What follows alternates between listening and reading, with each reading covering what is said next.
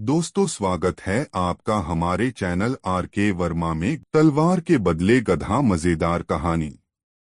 दोस्तों, मुल्ला नसीरुद्दीन की जवानी के दिन थे। उसकी दाढ़ी सजीली होती जा रही थी। दाढ़ी की नोक की मानिंद उसने अपनी टोपी की नोक भी दर्जी से कहकर बनवाई थी। उसके जैसी टोपी किसी की नहीं थी। उसने अपने लिए एक गधा भी खरीद लिया था जिसे वह बहुत प्यार करता था और बहुत सजाकर रखता था। जवानी के दिनों में उसका एक प्यारा साथी थामजे है। मजहर हमेशा नसीरुद्दीन की तरफदारी करता था। वक्त जरूरत उसकी मदद के लिए तैयार रहता था। एक सुबह मजहर ने देखा मुल्ला नसीरुद्दीन रेशमी सलवार, साटन का चोगा और चमकीली नोकदार टोपी पहने, आंखों में सुरमा डाले, दाढ़ी फरफराता हुआ गधे पर सवार होकर कहीं जा रहा है। मजहर दो चार कदम चलकर गधे के पास आ गया और मुल्ला नसीरुद्दीन से पूछने लगा, क्या बात है मुल्ला? यह सुबह सुबह तुम कहाँ चल दिए? मजहर को देखकर खुश होते हुए मुल्ला नसीरुद्दीन ने कहा, अच्छा हुआ मजहर, तुम मिल गए। मैं जंगल पार के गांव में बुआ से मिलने जा रहा हूँ। जंगल के पार जाने में तो खतरा है। दिन में चोर डाकू जंगल में ही पनाह लेते हैं और रात को निकलकर अपना काम करते हैं। तुम यह जोखिम क्यों उठा रहे हो? मजहर ने मुल्ला नसीरुद्दीन से पूछा। अब चल दिए तो चल दिए। जब उखल में सिर दिया तो मूसल से डरना क्या? मुल्ला नसीरुद्दीन ने सहजता से कहा। ठीक है, जा रहे हो तो जाओ, मगर अपनी सुरक्षा के लिए तुम मेरी तलवार लेते जाओ। कहीं चोर डाकू तुम्हारा गधा न लूट लें। मजहर ने मुल्ला नसीरुद्दीन को अपनी तलवार देते हुए कहा। मुल्ला नसीरुद्दीन ने मजहर से तलवार ले ली और मजहर को धन्यवाद कहता हुआ जंगल की ओर गधा दौड़ाने लगा। वह चाहता था कि दिन ढलने से पहले वह जंगल के पार वाले गांव में पहुंच जाए ताकि अपनी बुआ के पास उसे कुछ अधिक समय बिताने का अवसर प्राप्त हो जाए। टक टक ठक ठक गधा भागा जा रहा था। कुछ समय बीतने के बाद गधा जंगल में प्रवेश कर गया।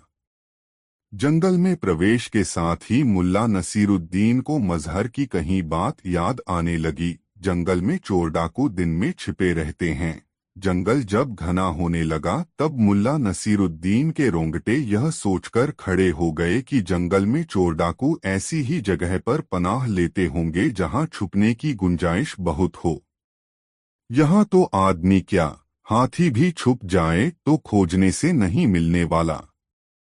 गधा अपनी चाल में चल रहा था और मुल्ला नसीरुद्दीन के मन में तरह तरह के भय का संचार हो रहा था। उसे लग रहा था कि कहीं से भी अचानक कोई डाकू प्रकट होकर कह सकता है, अबे उतर गधे से और गधा मेरे हवाले कर दे। मुल्ला के मन में गधे के प्रति गहरा लगाव था क्योंकि उसके पास सबसे बेशकीमती चीज के रूप में यही एक गधा था जिस पर केवल उसकी मिल्कियत थी। थोड़ी दूर और घने जंगल में बढ़ने के बाद मुल्ला नसीरुद्दीन ने एक आदमी को सामने की ओर से पैदल आते देखा। उसने मजहर की दी हुई तलवार की मूठ पर अपनी हथेली की पकड़ मजबूत कर ली। ज्यों-ज्यों वह आदमी धीरे धीरे मुल्ला नसीरुद्दीन के करीब आता गया, तलवार की मूठ पर मुल्ला नसीरुद्दीन की पकड़ मजबूत होती गई। आदमी गधे के सामने आया। मुल्ला नसीरुद्दीन की पकड़ तलवार की मूठ पर और मजबूत हो गई, मगर उस व्यक्ति ने गधा सवार मुल्ला की तरफ देखा भी नहीं और गधे की बगल से गुजरने लगा। तब मुल्ला नसीरुद्दीन ने अपना गधा रोककर उस आदमी से कहा, सुनो भाई साहब, तुम चोर हो या डाकू हो, जो भी हो, मेरा गधा मत लूटना। बदले में चाहो तो मेरी तलवार रख लो। उस आदमी ने मुल्ला नसीरुद्दीन की तरफ परेशान नजरों से देखते हुए कहा, मैं न चोर हूं न डाकू, राहगीर हूं। तलवार मेरे किसी काम की नहीं। इसे अपने ही पास रखो। ऐसा कहकर वह आदमी जाने लगा। तब मुल्ला नसीरुद्दीन अपने गधे से उतरकर उसके सामने खड़ा हो गया और कहा, मुझे माफ करना भाई, मैं नहीं पहचान सका कि तुम चोर हो या डाकू। यह तलवार ले लो, बड़े काम की चीज है, जंगल में इससे साहस बना रहेगा, और मेरा गधा छोड़ दो। उस आदमी ने सोचा, इस बावले आदमी से पीछा छुड़ाने के लिए तलवार ले लेने में ही भलाई है। वह आदमी तलवार लेकर खुशी खुशी जाने लगा कि चलो, मुफ्त में तलवार मिल गई है, क्या पता जंगल में कहीं इसकी जरूरत पड़ ही जाए। और मुल्ला नसीरुद्दीन अपने गधे पर सवार होकर खुशी खुशी बुआ के गांव जाने लगा कि तलवार देकर आखिर अपना गधा बचा ही लिया मैंने। 2 दिनों के बाद मुल्ला नसीरुद्दीन अपने गांव वापस आया तो सबसे पहले वह मजहर से मिलने गया। मजहर से मुलाकात होते ही उसने मजहर से कहा, दोस्त, तुम्हारी तलवार न होती तो मैं गधे से हाथ धो बैठता। तुम्हारी तलवार देकर मैं गधा बचाकर लाया हूं। जब मजहर को सारा वाकया मालूम हुआ तो वह सिर पीट कर रह गया। आखिर वह इसके अलावा कर भी क्या सकता था। जेब की प्यास। मुल्ला नसीरुद्दीन बहुत दिनों के बाद बुखारा आया हुआ था। जैसे जैसे उसके पहचान के लोगों को मुल्ला नसीरुद्दीन के बुखारा में होने की जानकारी मिल रही थी, वैसे वैसे मुल्ला नसीरुद्दीन के पास मिलने आने वालों की संख्या में इजाफा हो रहा था। मुल्ला नसीरुद्दीन खुश था। उसे लगा बुखारा आने का निर्णय गलत नहीं था। लोग इतने अरसे बाद भी उसे भूले नहीं हैं। बुखारा में मुल्ला नसीरुद्दीन के चाहने वालों की कमी नहीं थी। सेठ करीम उसके प्रशंसकों में एक था। सेठ को पैसे की कोई कमी नहीं थी। उसने मुल्ला नसीरुद्दीन के आने की खुशी में बुखारा के चुनिंदा लोगों के लिए दावत का आयोजन अपने घर पर कर लिया और मुल्ला नसीरुद्दीन को लेकर अपने घर चला गया। उसके रहने खाने पीने की व्यवस्था उसने अपने घर पर ही की। मुल्ला नसीरुद्दीन के तेज दिमाग, रोशन चेहरे और हाजिर जवाबी का वह कायल था तथा चाहता था कि उसकी निकटता हासिल कर वह मुल्ला नसीरुद्दीन से हाजिर जवाबी का कोई गुर सीख ले। अपने इसी उद्देश्य के तहत वह मुल्ला को अपने घर ले आया था और उसकी शान में दावत देने के पीछे उसकी मंशा थी कि लोग जान लें कि मुल्ला नसीरुद्दीन के साथ सेठ करीम की निकटता है।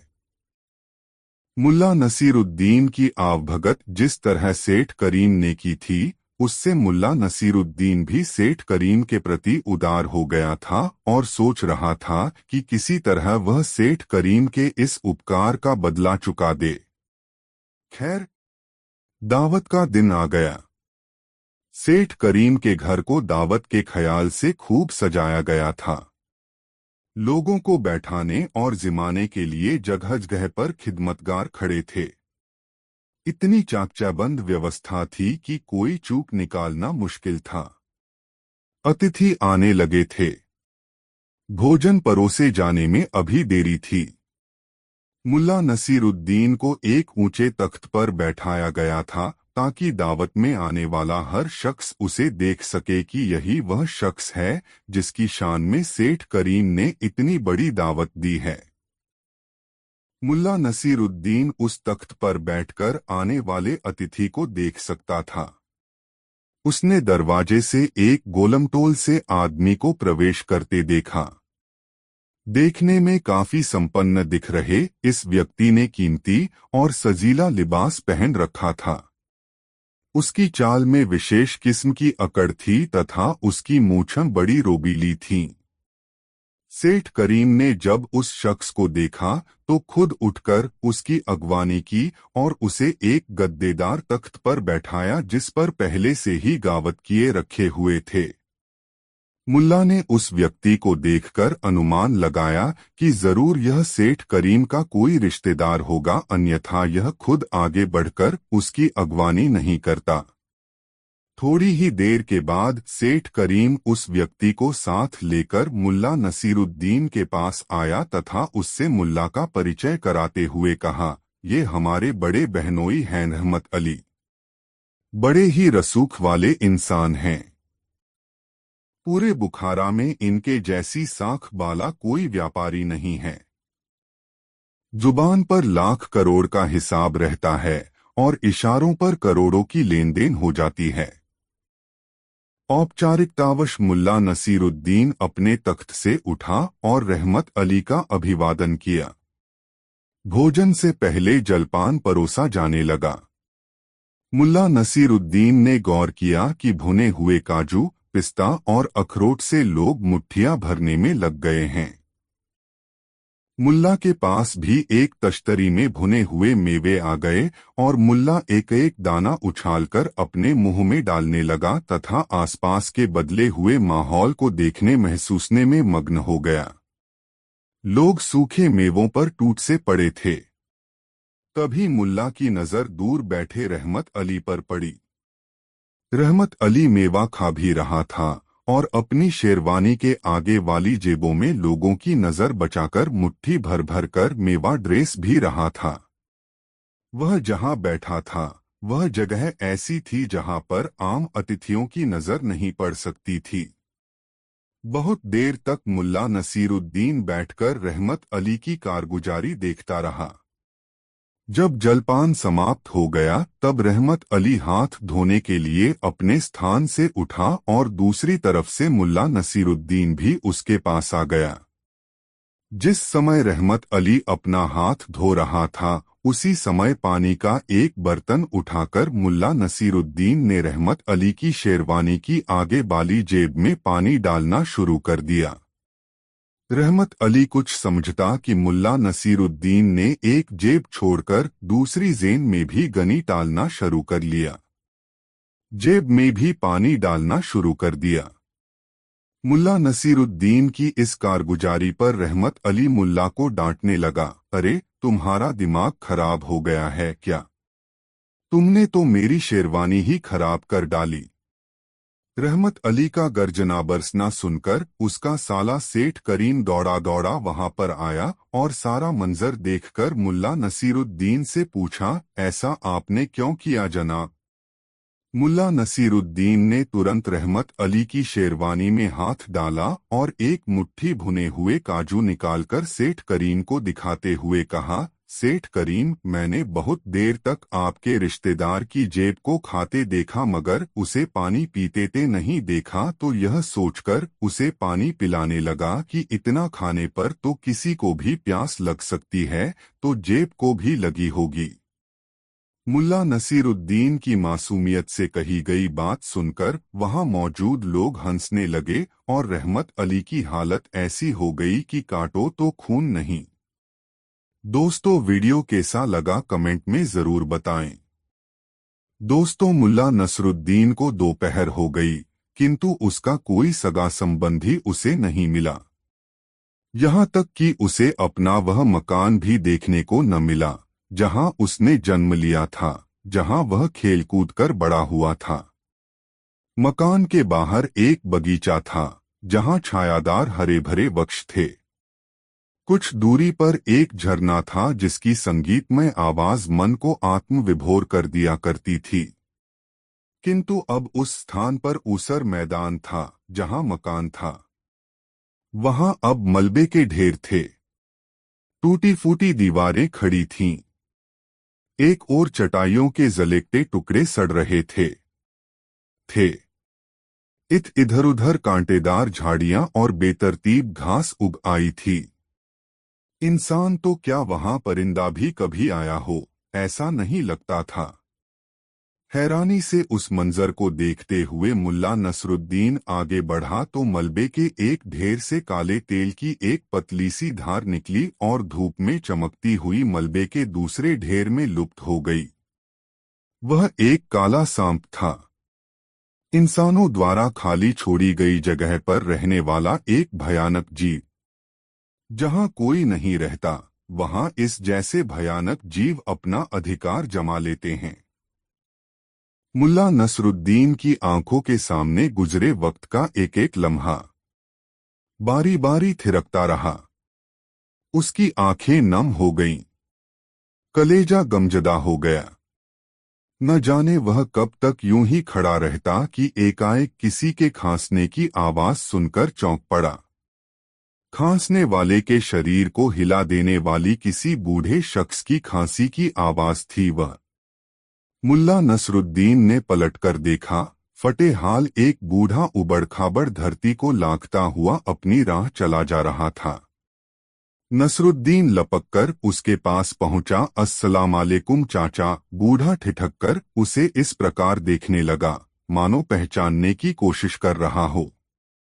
बिना रुके मुल्ला नसरुद्दीन कह रहा था, अल्लाह आपको सेहत और बरकत बख्शे। क्या आप बता सकते हैं कि यह खंडर किसके मकान के हैं? कौन रहता था यहाँ? तुम कौन हो बेटा? क्यों जानना चाहते हो? मैं तो एक मुसाफिर हूँ चाचा, मुल्ला नसरुद्दीन बोला। एक अरसे बाद बुखारा आया हूँ। काफी बदलाव दिलासा लग रहा है सब कुछ। ठीक कहते हो बेटा, बहुत कुछ बदल गया है बुखारा में। यह जो खंडहरा तुम देख रहे हो, यह जीनसाज शेर मोहम्मद का घर था। एक जमाने में मैं उनसे खूब वाकिफ था। शेर मोहम्मद मुल्ला नसरुद्दीन के वालिद थे। ख्वाजा नसरुद्दीन के विषय में तो तुमने अवश्य ही यही सुना होगा। मुल्ला नसरुद्दीन उसके और करीब आ गया और बोला, हाँ हाँ चाचा, उसके बारे में कुछ सुना तो है, मगर आप यह तो बताएं कि मुल्ला नसरुद्दीन के वालिद शेर मोहम्मद और उनका परिवार सब कहाँ गए? मुल्ला नसरुद्दीन कहाँ है? धीरे बोलो बेटा, धीरे बोलो। कंपकंपीसी लेकर बूढ़ा बोला, बुखारा में हजारों जासूस हैं। यदि उन्होंने हमारी बातें सुन ली तो हम लोग एक नई परेशानी में पड़ जाएंगे। वाकई तुम परदेशी हो, तभी तो नहीं जानते कि बुखारा में मुल्ला नसरुद्दीन का नाम लेने पर भी पाबंदी है, सख्त पाबंदी। उसका तो नाम लेना ही जेल पहुंचा देने के लिए काफी है मेरे बेटे। तुम जरा मेरे नजदीक आओ, मैं तुम्हें बताता हूँ कि शेर मोहम्मद का क्या हुआ। मुल्ला नसरुद्दीन की बड़ी बड़ी आंखें घबराहट और खलबली से फैल गईं। फिर वह बूढ़े के करीब आया और मन में अनुमान लगाते हुए कि उसके पिता का क्या हुआ होगा। उसकी आंखें सोचने वाले अंदाज में सिकुड़ गईं। बूढ़े ने खंगार खांसकर अपना गला साफ किया, फिर मुल्ला नसरुद्दीन के कान के पास सरगोशीसी करने लगा, बेटा, यह वाकया पुराने अमीर के जमाने का है। मुल्ला नसरुद्दीन को उसकी हरकतों के लिए बुखारा से निकाले जाने के कोई 18-20 महीने के बाद एक दिन अचानक यह खबर बुखारा में फैल गई कि वह जासूस बनकर दोबारा बुखारा में लौट आया है। क्या यह खबर सच्ची थी? अरे नहीं बेटा, अफवाह थी, अफवाह।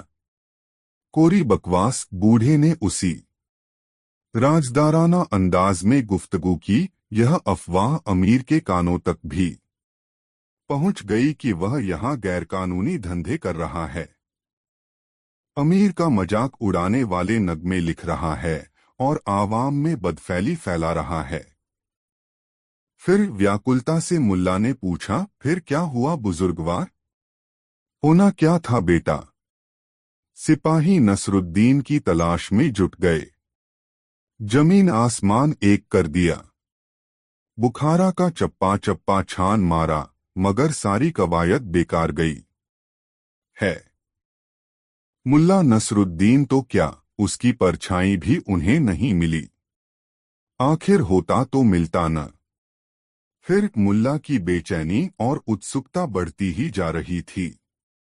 सिपाहियों की इस नाकामी पर अमीर बहुत झुंझला गया और उसके हुक्म से नसरुद्दीन के वालिद, चाचा, मामू वगैरह दूरपास के रिश्तेदारों और यहाँ तक कि हमदर्द और दोस्तों तक की गिरफ्तारी का हुक्म जारी कर दिया गया और सिपाहियों को हुक्म दिया गया कि उन लोगों को तब तक तकलीफें दें जब तक कि वे मुल्ला नसरुद्दीन का पता न बता दें, कहकर बूढ़ा एक पल के लिए रुका, फिर पुनः बोला, यह तो खुदा का शुक्र है बेटे कि उन लोगों को खुदा ने शांत रहने और तकलीफें जज्ब करने की हिम्मत बख्शी, लिहाजा मुल्ला नसरुद्दीन अमीर के हाथों में न पड़ा। लेकिन उसके वालिद जीनसाज शेर मोहम्मद तकलीफें सहने की वजह से बीमार पड़ गए और उनकी मौत हो गई। और बाकियों का क्या हुआ? मेरा मतलब है उसके बाकी रिश्तेदार और दोस्त वगैरह। अमीर के कहर से बचने के लिए वे सब बुखारा छोड़कर भाग गए। किसी को नहीं मालूम कि अब वे लोग कहाँ हैं। अमीर के हुक्म से उन लोगों के मकान और बगीचे वगैरह तहस-नहस कर दिए गए ताकि उन लोगों की याद भी बाकी न बचे। लेकिन उन्हें बिना वजह क्यों परेशान किया गया बुजुर्गवार? उन्हें क्यों सताया गया? मुल्ला नसरुद्दीन चीखकर बोला। मुल्ला नसरुद्दीन तो उस वक्त वहां था ही नहीं। यह बात तो मैं भी जानता हूँ। मुल्ला की आंखों में आंसू आ गए, लेकिन वह बूढ़ा अपनी कमजोर नजरों की वजह से उन्हें न देख पाया। यह कौन कह सकता है कि मेरे बेटे की वह यहाँ था भी या नहीं? मैं कह रहा हूँ, मुल्ला नसरुद्दीन की जहां जब इच्छा होती है वह आता जाता है। बेमिसाल मुल्ला नसरुद्दीन हर कहीं है और कहीं भी नहीं। बूढ़ा खामोशी से आगे बढ़ गया और अधिक रुकना शायद अब उसे गंवारा नहीं था। मुल्ला नसरुद्दीन भी अपने गधे की ओर बढ़ गया, फिर उसके गले में हाथ डालकर बोला, ऐ मेरे वफादार दोस्त, मेरे प्यारे हमसफर, तूने देख लिया न कि इस दुनिया में तेरे सिवा मेरा कोई और हमदर्द नहीं है।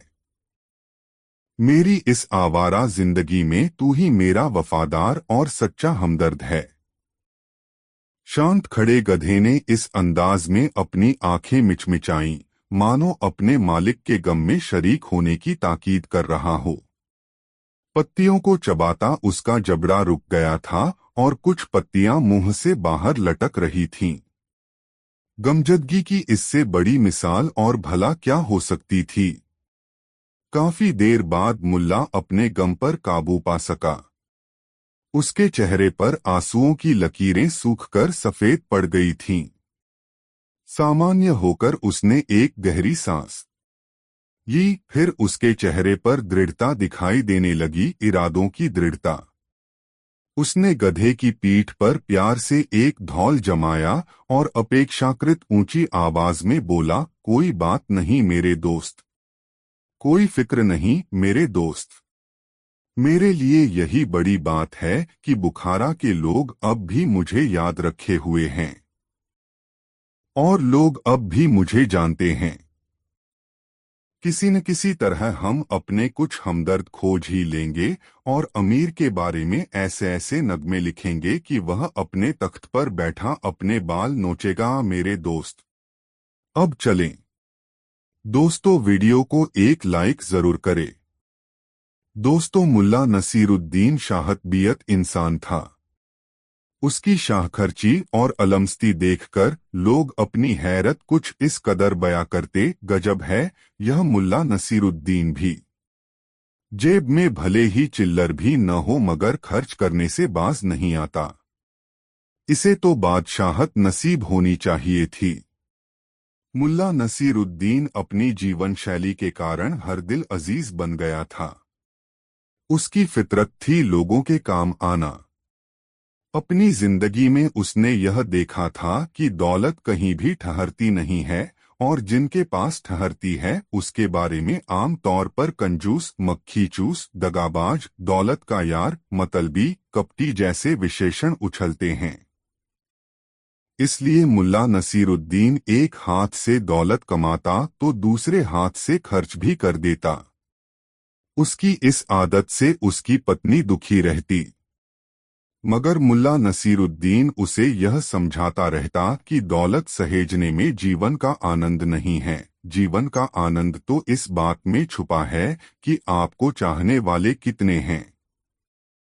आपकी पुकार सुनकर कितने लोग आपके पास आते हैं और आपके दुख सुख में हाथ बंटाते हैं, किंतु फाकाक्षी का दौर देख चुकी मुल्ला नसीरुद्दीन की पत्नी उसकी इस समझ पर एतराज जताती और कहती, इंसान को अपनी गृहस्थी के बारे में भी सोचना चाहिए।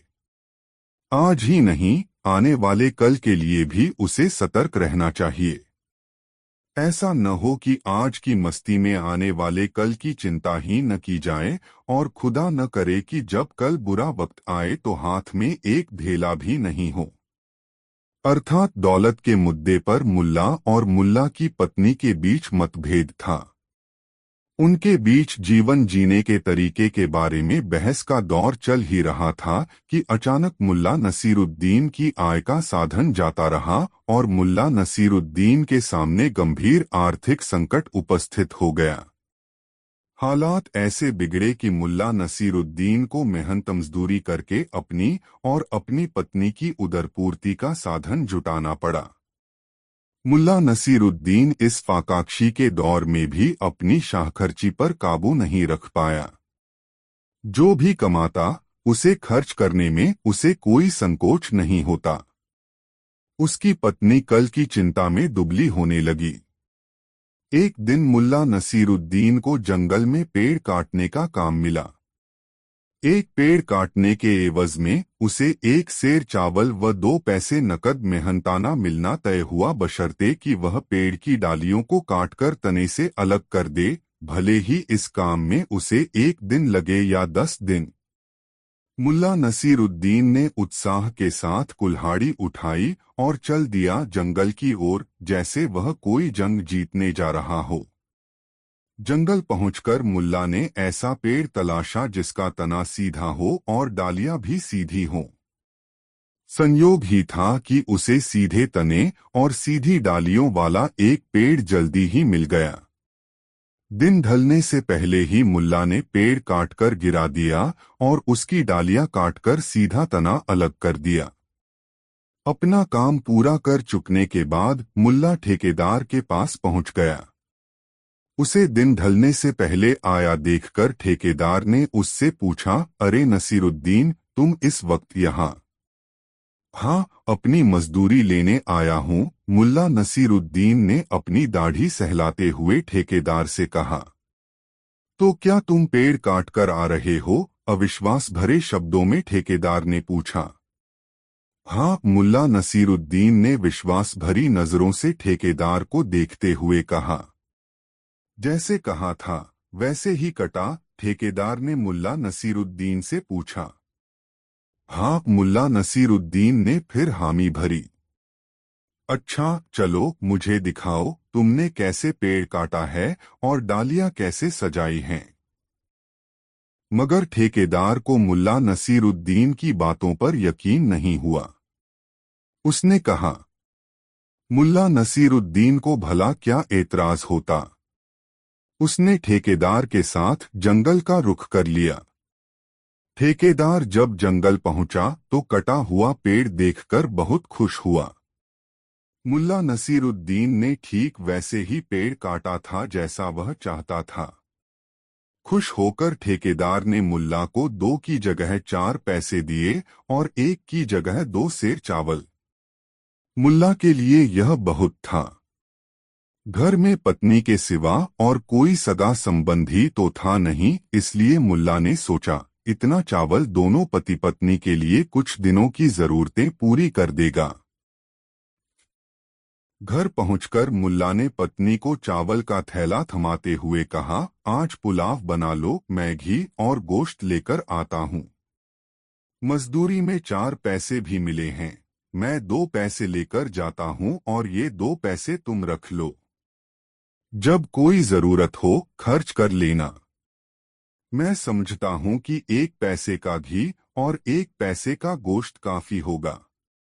मैं अपने दोस्तों को भी बुला लूंगा।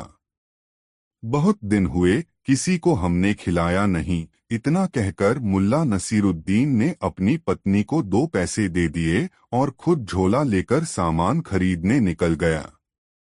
गोश्त और घी लेकर मुल्ला जल्दी ही घर लौट आया और पत्नी से कहा, तुम पुला पकाओ, मैं अपने दोस्तों को बुलाने जा रहा हूं। मुल्ला के जाने के बाद उसकी पत्नी ने सोचा कि इस आदमी का दिमाग नहीं बदला।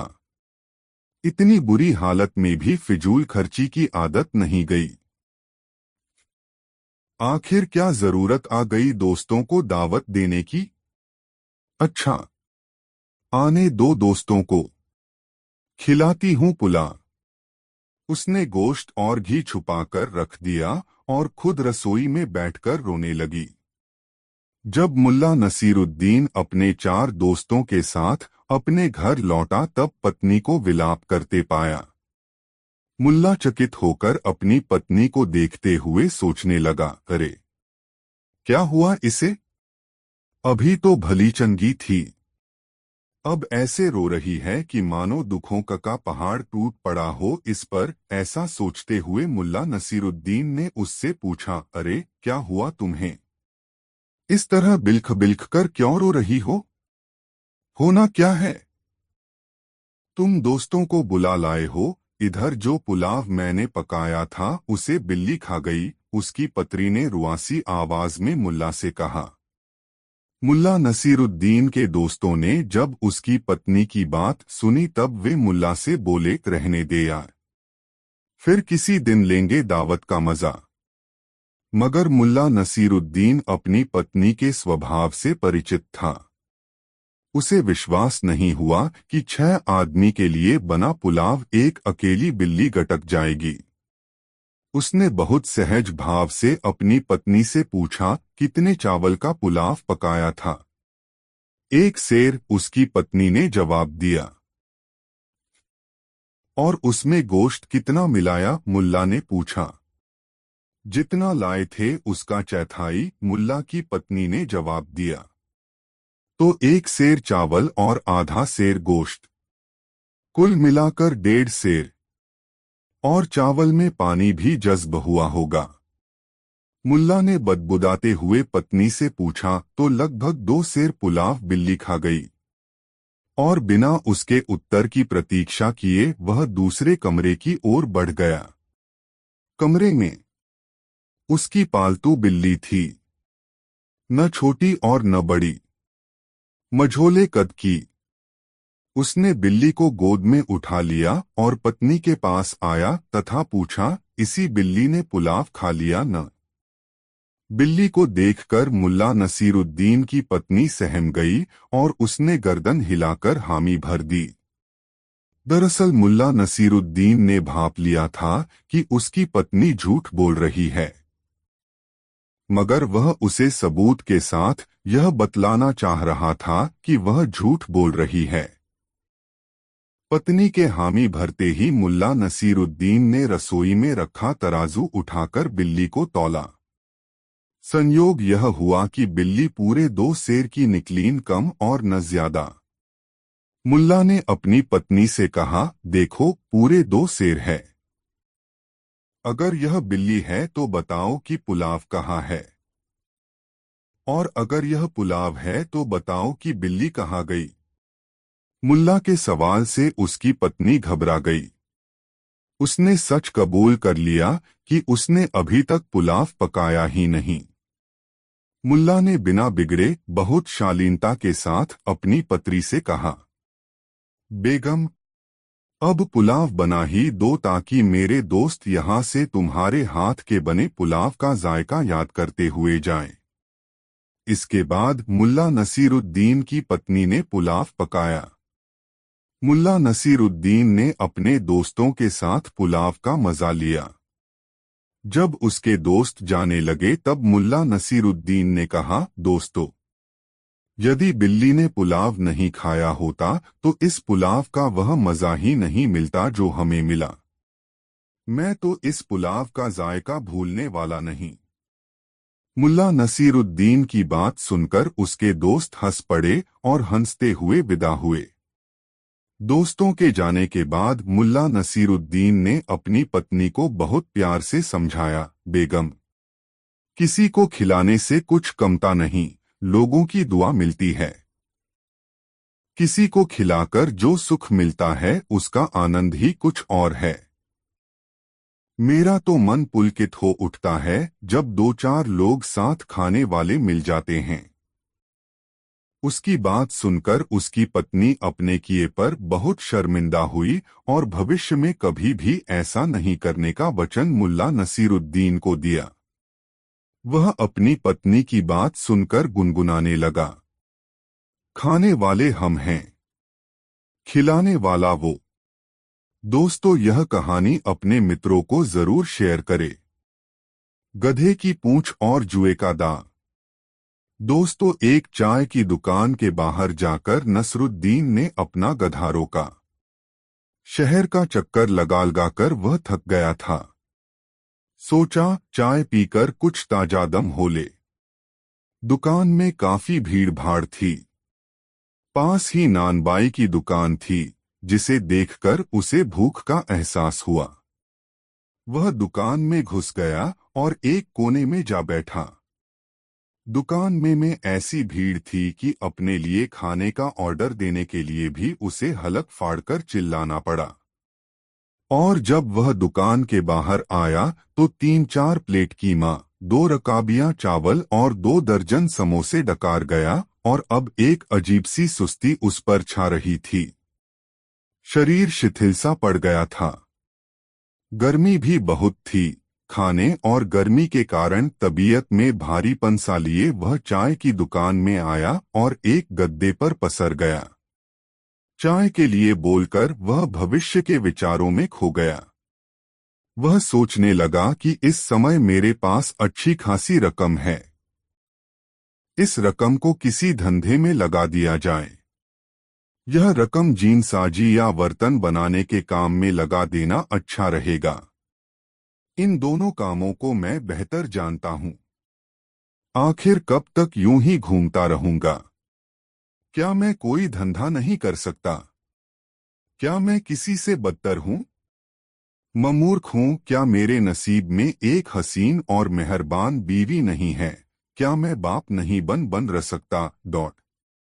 फिर उसकी कल्पना में एक नन्हा मुन्ना बच्चा तैरने लगा और वह मुस्कुराकर सोचने लगा, अल्लाह कसम, वह नन्हा शैतान बड़ा ही शरारती होगा और बड़ा होकर मेरी तरह शैतान निकलेगा। मैं अपना सारा इल्म, सारी होशियारी उसमें भर दूंगा।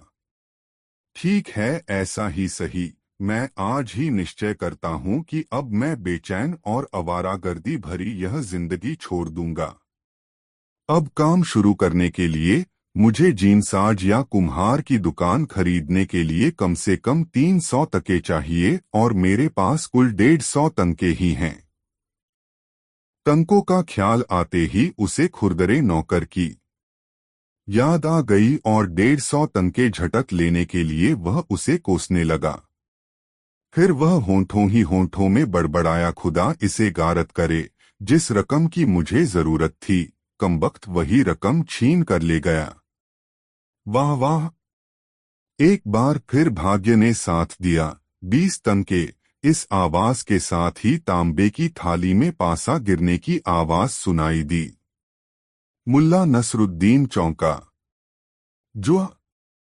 सचमुच बाहर जुआ हो रहा था। पशु बांधने के खूंटों के पास की जमीन पर कुछ लोग घेरा बनाए बैठे थे।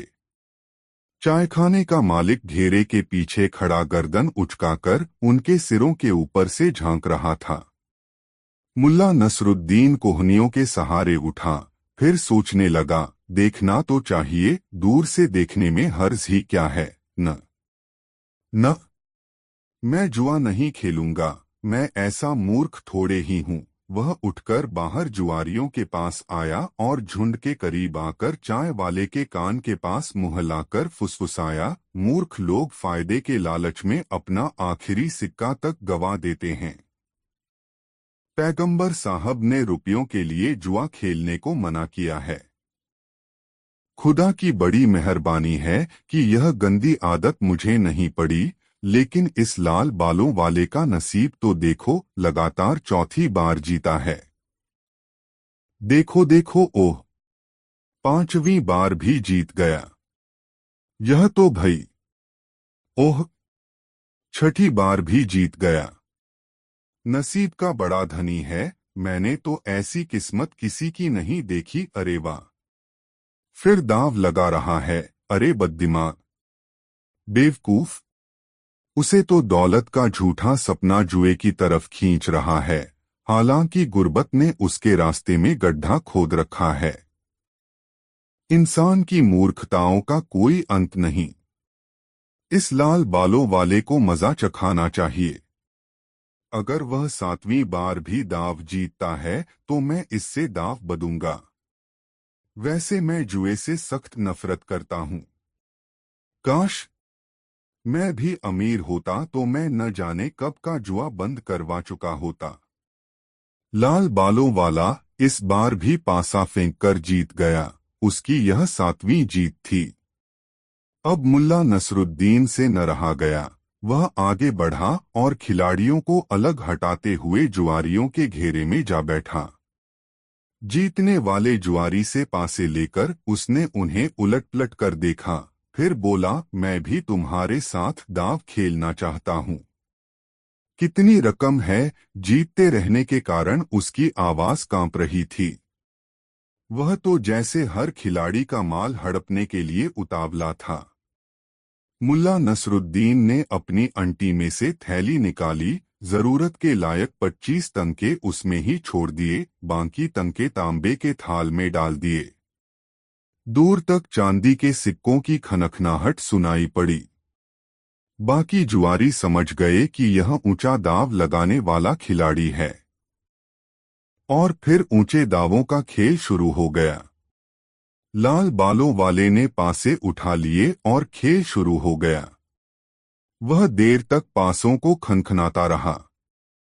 न जाने क्यों अब उसके चेहरे पर झिझक दिखाई देने लगी थी। सभी जुआरी सांस रोककर देख रहे थे। यहां तक कि मुल्ला नसरुद्दीन का गधा भी सिर उठाकर देखने लगा। उसके कान खड़े हो गए थे। अब केवल पासों की खनखनाहट ही वहां सुनाई दे रही थी।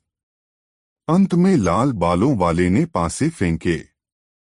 दूसरे खिलाड़ी गर्दन बढ़ाकर देखने लगे तथा एक साथ पीछे की ओर लुढ़क कर बैठ गए। उन्होंने एक साथ ही लंबी लंबी सांसें लीं, मानो ये सब सांसें एक ही सीने से निकली हों। बेचारे जुआरी का चेहरा पीला पड़ गया। उसके मुंह से एक दर्दनाक आंसी निकली। पासे पर 3 दिखाई दिया। वह हार रहा था, इसका विश्वास उसे हो गया, क्योंकि एक उतना ही कम निकलता था जितना कि 6 और दूसरा कोई भी पासा मुल्ला नसरुद्दीन के अनुकूल होगा। पासों को मुट्ठी में लेकर हिलाते हुए उसने चमकती आंखों से इधर-उधर देखा। उसे पूरा विश्वास था कि आज भाग्य उसके साथ है। यही सब सोचकर उसकी गर्दन गर्व से कुछ तन गई थी, लेकिन यह उसकी भूल थी। वह भूल चुका था कि भाग्य सनकी और थाली के बैंगन के समान होता है जो इधर-उधर लुढ़कता है। नसरुद्दीन के भाग्य ने भी सोचा कि यह उस पर बड़ा गर्व कर रहा है, अतः इसे सबक सिखाना ही होगा। इस काम के लिए उसने उसके गधे को चुना। एकाएक गधा पलटी खा गया। उसकी पीठ जुआरियों की ओर हो गई। इधर मुल्ला नसरुद्दीन पासे फेंकने के लिए अभी हाथ हिला ही रहा था कि एकाएक गधे की पूंछ उसके हाथ से टकराई और पासे उसके हाथ से फिसल गए। पासे देखते ही लाल बालों वाले के हलक से खुशी भरी चीख निकली। वह जीत गया था। खुशी के कारण वह पेट के बल तंकों वाले थाल पर लेट गया। दांव पर लगी रकम उसने अपने भारी बदन से ढक ली। मुल्ला द्वारा फेंके गए पासे काने थे। दांव हारते ही मुल्ला नसरुद्दीन को जैसे काठ मार गया। स्तब्ध सा बैठा वह अपना होंठ चबाता रहा। उसकी फटीफटी आंखों के सामने जैसे सारी सृष्टि आपस में गुड़मुड़ होती जा रही थी। कुछ क्षण, केवल कुछ ही क्षण वह इस स्थिति में बैठा रहा, फिर एकाएक उछल कर उठा, पास ही पड़ा एक डंडा उठाया और गधे पर पिल पड़ा, नामुराद, कमबख्त गधे, हरामखोर, बदबूदार जानवर, जानवरों की जमात के लिए लानत।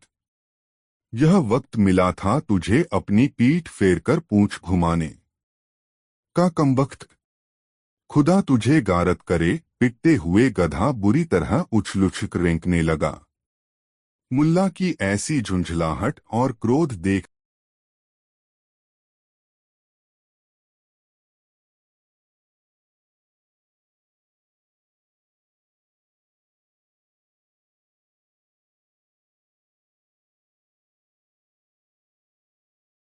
कर बाकी जुआरी व्यंग्य से मुस्कराने या हंसने लगे थे।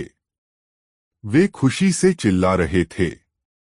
सबसे अधिक जोर से लाल बालों वाला जुआरी चिल्लाया, जो यह दाव जीतकर स्वयं को सबसे अधिक खुशनसीब समझ रहा था। मुल्ला नसरुद्दीन थककर हांफने लगा। डंडा उसने एक ओर फेंक दिया। अरे गुस्सा थूक दो दोस्त। आओ एक दाव और खेलो, अभी तो तुम दो चार दाव और भी खेल सकते हो। लाल बालों वाले ने उसे उकसाया। अभी तो 25 तंके और भी हैं तुम्हारे पास। हाँ हाँ, क्यों नहीं। मैं भी यूं हार मानने वाला नहीं, मुल्ला नसरुद्दीन ने कहा। उसने सोच लिया था कि जब 125 तंके चले गए तो इन 25 तंकों को ही रखकर वह क्या करेगा। इन्हें भी दांव पर लगा देना चाहिए, आर या पार। सोचते हुए वह फिर फड़ पर बैठ गया और पासे उठा लिए। एक बार फिर बाजी जम गई। सभी जुआरी आगे को झुक आए। मुल्ला नसरुद्दीन ने पासे फेंके। इस बार वह जीत गया। अब पासे लाल बालों वाले के पास चले गए। पासे फेंकने से पहले उसने कहा, सारी रकम। ठीक है, पासे फेंको। उसने पासे फेंके, दाव उल्टा पड़ा। वह हार गया। और फिर वह दूसरा दाव भी हार गया। उसे बड़ा आश्चर्य हुआ कि दोनों दाव वह हार गया।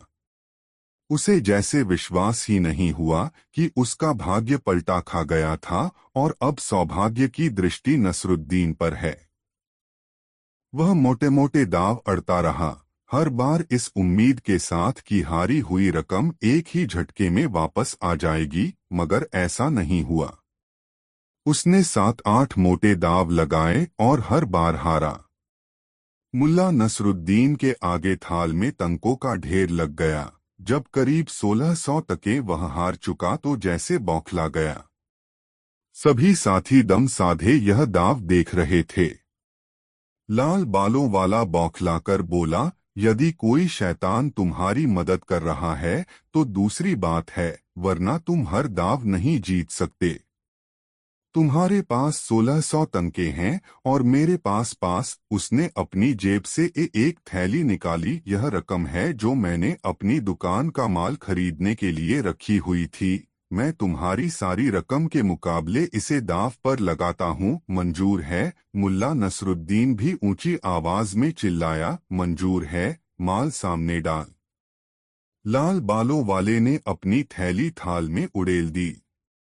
सोने के सिक्कों, तिल्लों, रुपए और तूमानों से थाल भर गया। वहां और भी अधिक भीड़ एकत्रित हो गई थी। एक बड़ा घेरा बन गया था, उत्सुकता से देखने वालों का। ऐसा भारी जुआ होते वहां कभी नहीं देखा गया था। चाय पीने के तलबगार चाय पीना भूल चुके थे। भट्टियों पर रखी केतलियों में पानी बुरी तरह खौल रहा था। चाय वाला अपनी दुकानदारी करना भूल चुका था। फड़ पर बैठे जुआरियों की सांसें तेजी से चल रही थीं, दिल धड़क रहे थे।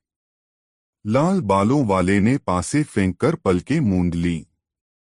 वह पासे देखने में भी भय महसूस कर रहा था। पासे पड़ते ही सभी लोग चिल्ला उठे, 11, 11। इसी उद्घोष के बाद मुल्ला नसरुद्दीन को लगने लगा कि जीत बहुत मुश्किल है।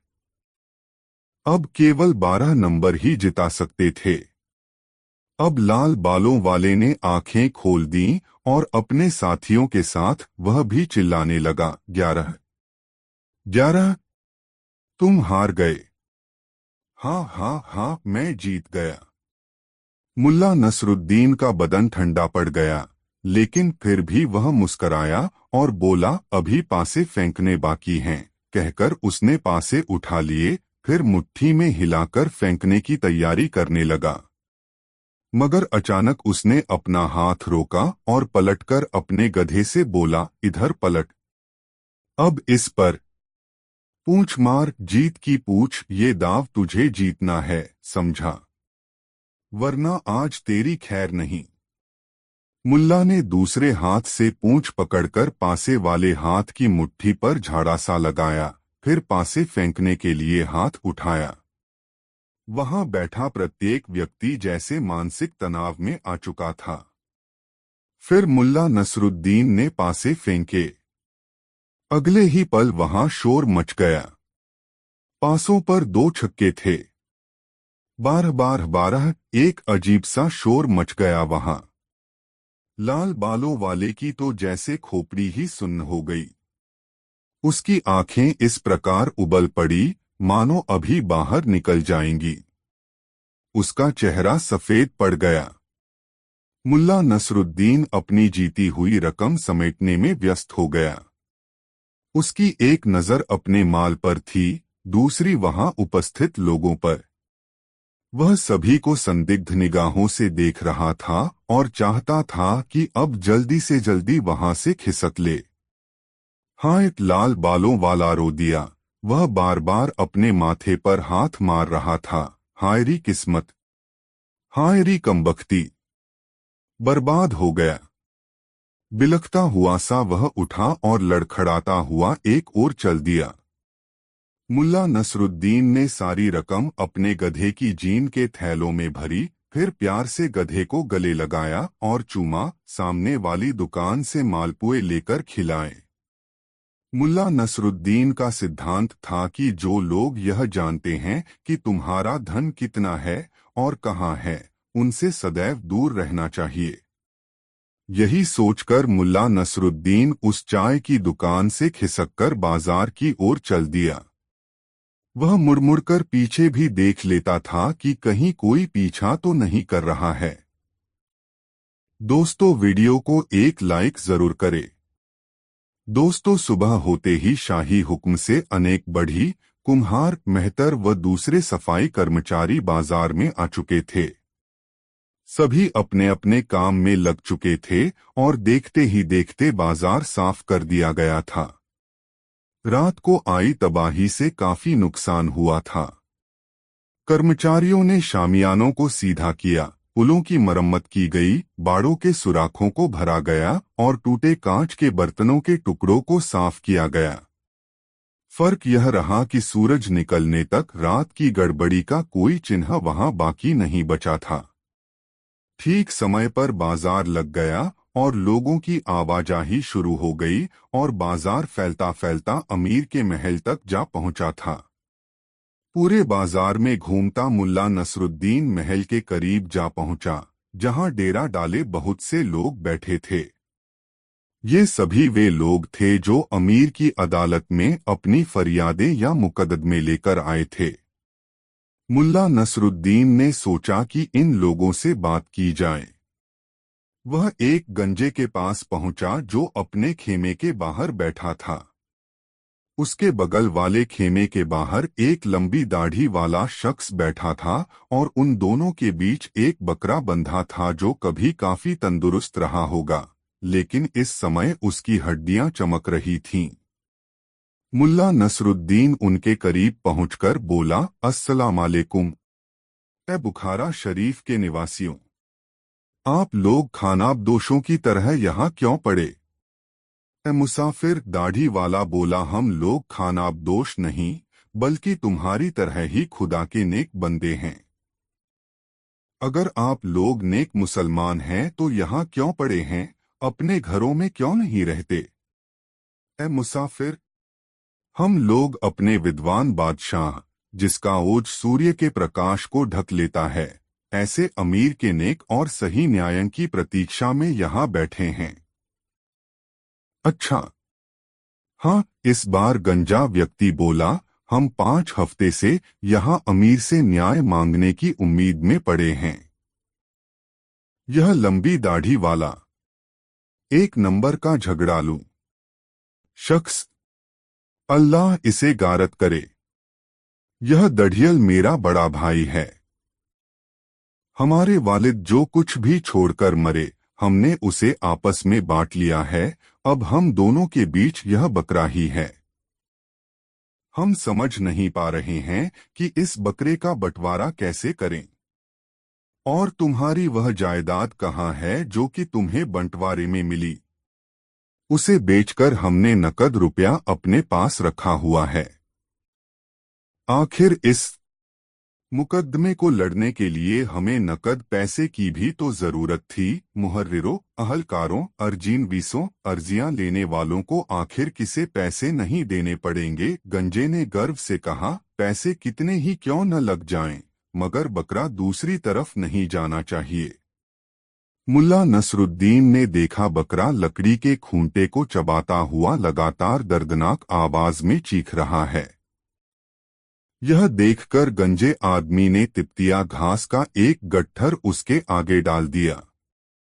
यह देखकर दाढ़ी वाला चीखा, अपनी यह बदबूदार घास मेरे बकरे के आगे से हटा ले। और फिर लात मारकर उसने वह घास बकरे के आगे से दूर फेंक दी और अपना भूसी का टब उसके सामने रख दिया।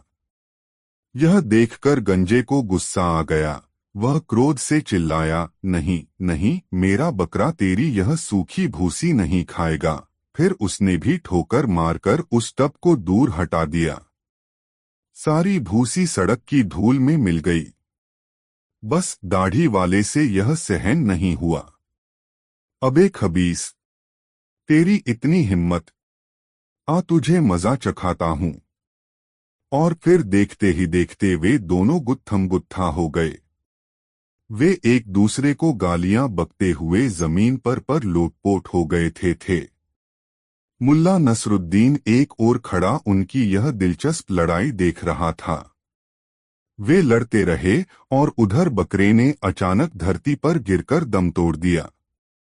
अरे खुदा के नेक बंदों, अब तो यह गुत्थम गुत्था बंद करो। देखो, बकरे की ओर इशारा करके मुल्ला नसरुद्दीन ने कहा, अल्लाह ताला ने बकरे को अपने पास बुलाकर खुद ही तुम्हारा इंसाफ कर दिया है। बकरा मर गया। इस बात का तत्काल असर हुआ। वे लड़ना भूलकर फटीफटी आंखों से बकरे को घूरने लगे। उनके चेहरे खून से लथपथ थे। जाहिर था कि दोनों ने एक दूसरे के चेहरे को खूब नोचा था। मुल्ला नसरुद्दीन ने सोचा कि अब झगड़ा खत्म हो गया, मगर नहीं, अभी झगड़ा खत्म नहीं हुआ था। दढ़ियल बोला, अब मैं इसका चमड़ा निकाल लूंगा। इसका चमड़ा मैं निकालूंगा क्योंकि यह बकरा मेरा है। इसकी खाल मैं ही लूंगा। अवे यह बकरा मेरा है गंजे से। और फिर इस प्रकार तू मैं करते वे एक बार फिर एक दूसरे गुथ गए। गंजे ने दाढ़ी वाले की दाढ़ी नोच ली तो दाढ़ी वाले ने उसके गंजे सिर पर अपने नाखून गड़ा दिए। मुल्ला नसरुद्दीन समझ गया कि ये दोनों ही पागल हैं। वह आगे बढ़ गया।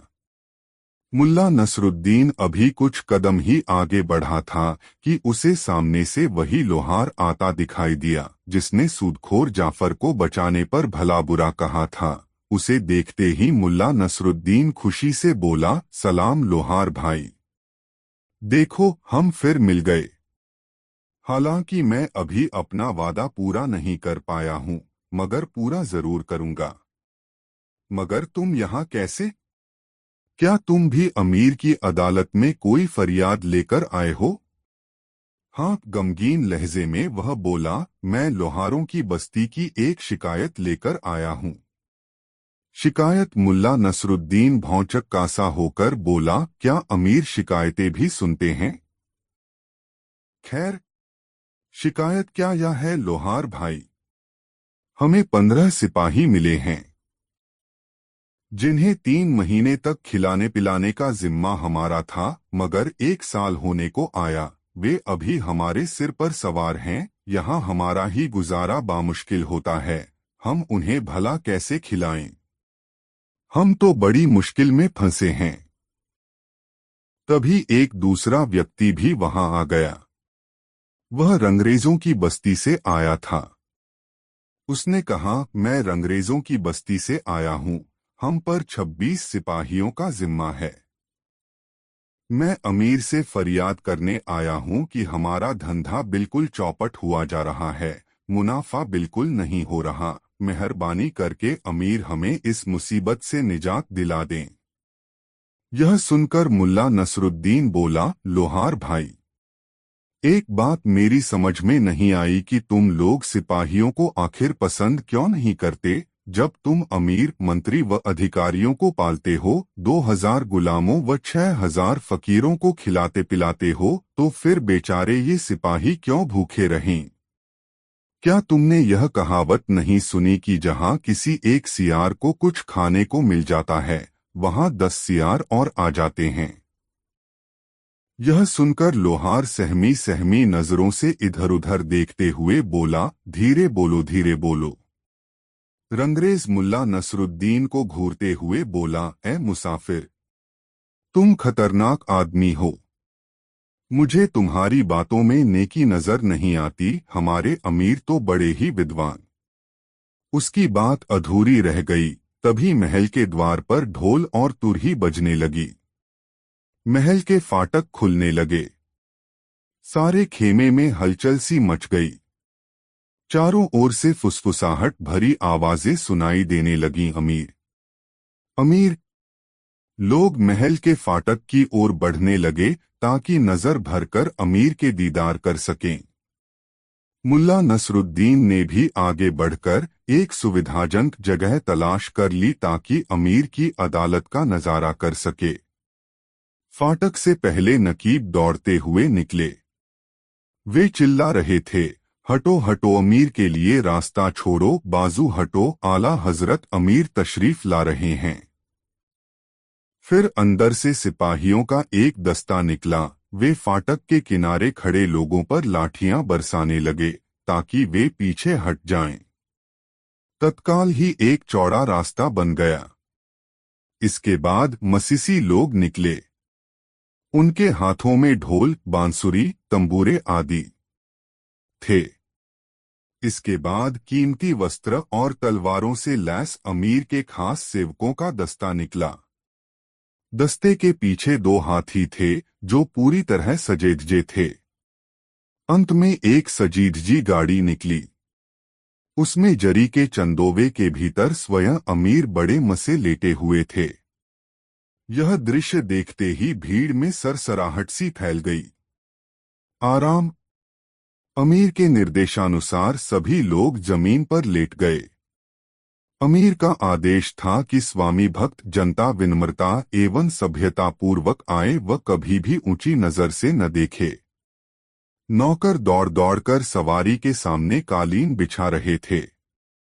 गाड़ी के एक ओर चंबर डुलाने वाला अपने कंधे पर घोड़े के बालों की पूंछ का चंबर रखे चल रहा था।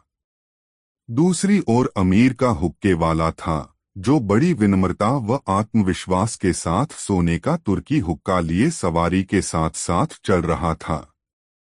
जुलूस में सबसे पीछे पीतल के कंटोप पहने, हाथों में नंगी तलवारें, भाले व तीर कमान लिए सिपाही चल रहे थे। सबसे पीछे 2 तोपें थीं। दोपहर का सूरज चमक रहा था। एक ओर यह शाही आन बान थी तो दूसरी ओर गरीबी से जूझते फटेहाल वे लोग थे जो अपनी अपनी फरियादें लेकर वहां आए थे। अमीर का शानदार जुलूस जब जाहिल, गंदे, दबे पिसे और फटेहाल लोगों के विशाल समूह के बीच से गुजरा तो ऐसा लगा जैसे गंदे चिथड़े में सोने का पतला धागा डाल दिया गया हो। एक तख्त पर जहां अमीर को आकर बैठना था, वहां पहरेदार तैनात थे। तख्त के एक ओर जल्लाद, मुहर्रिर आदि बैठे थे। जिन लोगों ने पहले अमीर को नहीं देखा था, उन्हें अमीर को देखकर काफी निराशा हुई। जिस सूरत की उपमा चांद से की जाती थी, वह किसी पिलपिले खरबूजे के समान दिखाई दे रही थी। अपने मंत्रियों का सहारा लेकर अमीर गाड़ी से उतरे और रत्नजड़ित सिंहासन पर जा बैठे। मुल्ला नसरुद्दीन ने देखा कि अमीर का वह शरीर, जिसकी उपमा दरबारी शायर वृक्ष की किसी नाजुक डाली से करते हैं, वह मोटा, थुलथुल और भारी भरकम था। अमीर की बाहें छोटी थीं। उसके पैर ऐसे टेढ़े-मेढ़े थे कि शाही पोशाक भी उसके उस ऐब को ढक नहीं पा रही थी। मंत्री लोग अमीर के दाईं ओर खड़े हो गए, लिपिक आदि बाईं ओर। वे अपनी बहियां, कलम व दवातें संभाल रहे थे। अमीर तख्त पर बैठते ही किसी नशेड़ी की तरह आंखें मूंदकर पसर गया। अमीर ने फुसफुसाकर कुछ कहा। वजीरे आजम बख्तियार ने उसे सुना, फिर कार्यवाही शुरू करने का इशारा किया। सबसे पहले गंजा और दढ़ियल भाई घुटनों के बल चलते हुए तख्त के सामने आए और बड़ी श्रद्धा से उन्होंने तख्त के कालीन को चूमा, फिर सिर झुकाकर बैठ गए। नजरें धरती में गड़ी थीं। उठो, प्रधानमंत्री बख्तियार का भारी स्वर गूंजा। दोनों भाई उठकर खड़े हो गए। वे काफी सहमे हुए से दिखाई दे रहे थे। जिंदगी में शायद पहली बार दरबार रके सामने हाजिर हुए थे। उनकी इतनी हिम्मत भी नहीं हो रही थी कि अपने कपड़ों पर लगी धूल भी झाड़ सकें। वे बोल रहे थे, मगर भय के कारण उनके हलक से आवाज भी ढंग से नहीं निकल पा रही थी। हालांकि उनकी आवाज बहुत ही दबी और घुटी हुई थी, फिर भी प्रधानमंत्री बख्तियार ने समझ लिया कि आखिर मामला क्या है। उसने पूछा, कहाँ है तुम्हारा बकरा? यह सुनकर गंजा हकलाया, ऐ खानदानी वजीर, वह तो अल्लाह को प्यारा हो गया। ए रहमदिल वजीर, अब हमारा फैसला करें कि बकरे की खाल किसे मिलनी चाहिए। यह सुनकर वजीर अमीर की ओर पलटा। ए शाहों में सबसे ज्यादा जहीन अमीर, इस विवाद में आप क्या फैसला देते हैं? अमीर ने जम्हाई ली और आंखें मूंदकर गर्दन कंधे पर टिका ली। उसने तो जैसे वजीर की बात सुनी ही नहीं, मगर वजीर भी पूरा छंटा हुआ मक्कार था। उसने उसके चेहरे के पास सिर झुकाया, ठीक इस प्रकार मानो अमीर उसके कान में कुछ कह रहा हो, फिर बोला, ओह मेरे आका, फैसला तो आपके चेहरे पर स्पष्ट झलक रहा है। कहकर वह दोनों भाइयों की ओर पलटा। सुनो, गौर से सुनो। हमारे महामहिम अमीर ने हम पर निर्णय करने का रहमोकरम किया है। अगर बकरा खुदा को प्यारा हो गया है तो इंसाफ यही कहता है कि उसका चमड़ा इस संसार में खुदा के जानशीन खलीफा हमारे अमीर के पास रहना चाहिए। इसलिए बकरे की खाल को साफ करवाकर शाही मालखाने में जमा करा दिया जाए। सुनते ही दोनों भाई सिटपिटाए। यह क्या हुआ? न बकरा मिला और न बकरे की खाल। खाल की साफ कराई का खर्चा और सिर पर पड़ गया। भीड़ में सरगोशियां सुनाई देने लगीं, जबकि एक पल रुककर वजीर ने पुनः कहा, इसके अलावा दोनों फरियादियों को 200 तंके न्याय शुल्क, 150 तंके महल शुल्क और 50 तंके लिपिक शुल्क देने होंगे तथा मस्जिद के लिए चंदा भी देना होगा। यह सब नकद अथवा जायदाद के रूप में वसूल किया जाएगा। यह फैसला होते ही दरबार के कवि कव्वाल अमीर की शान में गीत गाने लगे और वे दोनों भाई एक दूसरे के गले में बाहें डालकर फूट फूट कर रो रहे थे। मुल्ला नसरुद्दीन उनके करीब पहुंचा और सांत्वना देते हुए बोला, कोई बात नहीं भाइयों, यह तो ऊपर वाले का शुक्र है कि हफ्तों इंतजार का तुम्हारा वक्त जाया नहीं गया। अमीर ने बड़ी दयानतदारी से तुम्हारा इंसाफ किया है। यह बात तो बुखारा का हरेक आदमी जानता है कि इस दुनिया में हमारे अमीर से बढ़कर कोई भी कृपालु व विद्वान न्यायाधीश नहीं है। अब तुम दोनों भाई अपने अपने घरों को जाओ और भविष्य में अगर फिर कभी किसी कुत्ते, बिल्ली या मुर्गे को लेकर तुम्हारा फसाद हो तो फिर अमीर की अदालत में आना और हाँ, आने से पहले अपने खेत खलिहान और मकान आदि बेचना न भूलना, वरना तुम लोग शाही कर अदा नहीं कर पाओगे। इससे तो बेहतर था कि हम भी अल्लाह को प्यारे हो जाते, एक भाई बोला। हाय कमबख्ती, आखिर हमने झगड़ा किया ही क्यों, दूसरा भी विलाप करने लगा। फिर दोनों भाई रोते बिलखते और अपनी दाढ़ियों नोचते वहां से चले गए। अब लोहार को अमीर के सामने पेश किया गया। वजीर ने उसकी शिकायत सुनी, फिर अमीर की ओर पलटा। आपका क्या फैसला है मेरे मालिक? अमीर गफलत की नींद सो रहा था, अब तो उसके खर्टी गूंजने लगे थे। आह आह, महामक्कार वजीर बख्तियार ने अपने दोनों हाथ फैलाए। ए मेरे आका, फैसला तो आपके इस नूरानी चेहरे पर लिखा है। कड़कर वह पलटा और अपनी नजरें उपस्थित जनसमूह पर डालकर बड़े ही रोबीले अंदाज में बोला। हमारे रहनुमा और दयावान अमीर ने लोहार टोले पर सिपाहियों के खाने पीने की व्यवस्था का भार सौंपकर उन पर बड़ा उपकार किया है।